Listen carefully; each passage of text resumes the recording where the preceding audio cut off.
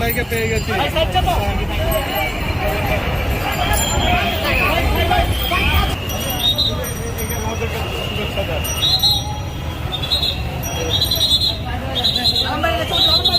পৃথিবীর সেরা উপহার তোমাদের জন্য।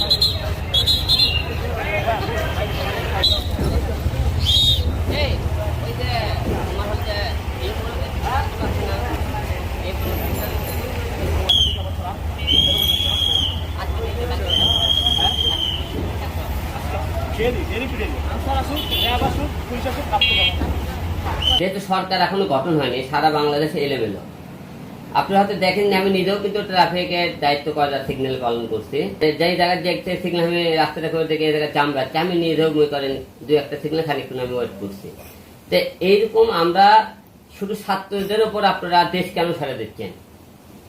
যাদের কাজকর্ম নাই, যারা এখন পর্যন্ত আপনারা বেগার বসে আছেন, তারা ইচ্ছে করে প্রতিটা বাংলাদেশের প্রতিটা ট্রাফিক সিগন্যালে আপনারা 1 ঘন্টা 2 ঘন্টা সময় দিয়ে দেশটা গুছিয়ে নিয়ে আসেন। আপনার দেশ নতুন সরকার আসলে কি গোছাতে পারবে? আমরা জনগণ সবাই যদি একত্র না হই, দেশ তো গোছাতে পারবে না। এক দল দিয়ে যাবে, আরেক দল আসবে। জনগণ মনে করে কাকে নিয়ে আসবে কেউ জানে না। জনগণ এমনও হতে পারে, জনগণ নতুন কাউকে কোনো দল চাইতেছে, নতুন কোন রাজনীতিবিদকে চাইতেছে, এইরকমও তো হতে পারে। কিন্তু আমাদের সবদের আগে দেশ গোছাতে হবে। ভোটার চিন্তা আপনি দেশের ভোটার চিন্তা পরে করেন, আগে চিন্তা করতে হবে দেশ বা দেশ। এই গত কয়েকদিনে সারা বাংলাদেশ যে এলোমেলো হয়েছে, আগে এই দেশটাকে সাজান, দেশের জনগণ সাজান, কর্মস্থল ঠিক করুন। আপনাদের কাজে আমরা অত্যন্ত খুশি। আপনারা আসেন বলে আজকে আমাদের সবাই মিলে সরকার পতন করতে পেরেছে। আপনারা এইরকম দলে দায়িত্ব পালন করুন যে আমরা সোনার বাংলাদেশ চাই, এমন বাংলাদেশ চাই যে বাংলাদেশ নতুন একটা ইতিহাস হয়ে তৈরি হবে, যে আমরা আপনাদের সাথে একত্র হয়ে নতুন বাংলাদেশ আপনারা উপহার দিতে পারেন। আমি তো শুরু থেকেই যে কোনো ছাত্র বলেন, অন্যের প্রতিবাদ করা হিরো আলমের একটা আগে থেকে অভ্যেস, প্রতিবাদে গড়ে ওঠা। ছাত্র আন্দোলন থেকে আপনারা শুরু থেকে ছিলাম। আপনি দেখছেন আমি কতটা আন্দোলন করেছি, নিজের জীবনের কথা ভাবিনি, আমি মাঠে ছিলাম এবং যে কোনো অন্যের কাজ আগে থেকেও প্রতিবাদ করছি, ভবিষ্যতেও করে দেবো। দেশ স্বাধীন করে আমরা কিন্তু এখনো স্বাধীন মুক্ত হতে পারিনি।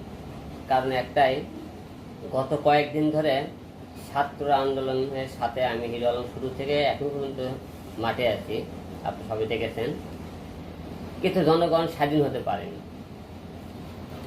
দেশ স্বাধীন হওয়ার সাথে সাথে সেই দিন থেকে সারা বাংলাদেশে ঘরে লুটপাট, লোক খুন, জ্বালাও পোড়াও, আমরা কিন্তু এমন স্বাধীন চাইনি।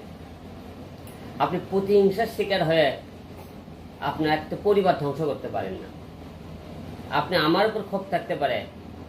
আজকে আমরা বিভিন্ন জায়গায় দেখেছি যে আমাদের এখানে লাশ ঝুলে আছে, এখানে পড়ে আছে, এই বাড়ি করে ঘরে লুট করা হয়েছে, মধ্যরাত্রের আমাকে ডাকাতি করা হয়েছে, বিভিন্ন মার্কেট লুটপাট করা হইতেছে, বিভিন্ন মনে করেন প্রতিষ্ঠান জ্বালিয়ে দেওয়া হইতেছে।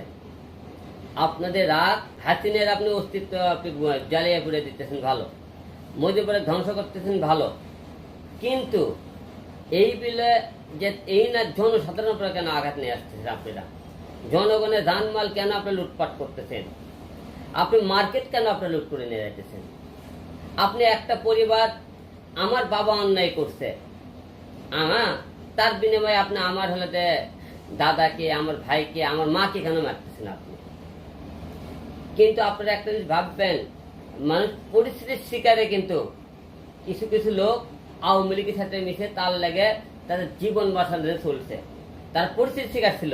এটা আপনাদের অনেকে বুঝতে হবে যে অনেক বিএনপির লোক দেখবেন আওয়ামী লীগ হয়ে গেছে, অনেক সাধারণ জামাত লোক আওয়ামী লীগ হয়ে গেছে, অনেক টাইমে অনেক সাধারণ লোক আওয়ামী লীগের নাম বকে কেন জানেন? জয় বাংলা স্লোগান দিতেছে, কারণ তাদের পরিবারকে বাঁচানো, তাদেরকে বাঁচানোর জন্য।